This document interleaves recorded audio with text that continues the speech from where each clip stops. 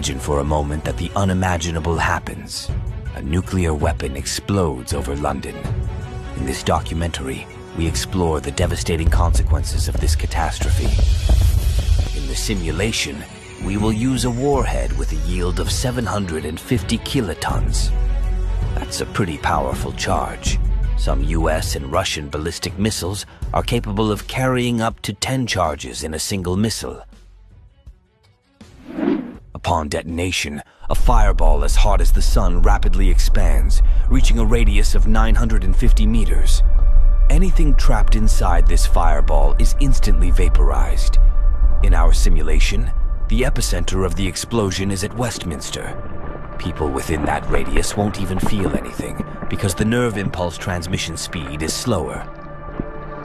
Within 5 kilometers of the epicenter, the blast radius.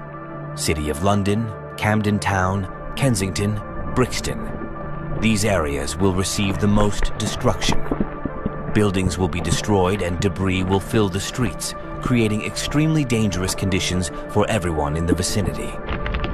Given the population density in central London, the initial death toll could exceed 250,000 people and around 600,000 injured. Within a radius of 10 kilometers, the radiation will cause third-degree burns. Within that radius, anything that can burn will catch fire. Gas stations, automobiles, power substations, gas infrastructure.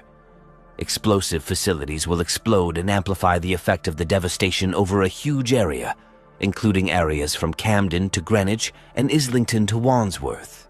According to various estimates, a further 450,000 people will die from burns, debris injuries, or radiation sickness, and over 1 million will be traumatized. Many of these injuries could prove fatal over the next days and weeks. Radiation sickness in particular will take lives days and weeks later.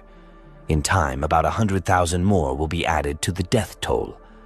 Within an 18-kilometer radius of the blast, the shock wave will be enough to shatter windows, causing additional casualties to people who come to the windows when they see the nuclear blast. The shock wave will reach Hounslow, Edgware, and Enfield. Depending on the wind, the fallout could spread well beyond the immediate blast zone, potentially affecting areas up to 5 to 10 kilometers away, causing damage even in regions such as Essex or Surrey.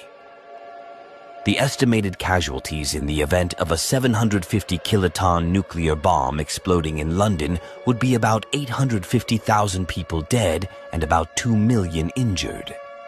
If the explosion were to occur on the ground rather than in the air, the fallout map would be greatly expanded, and the radioactive fallout could even reach Manchester, infecting people, land, and animals.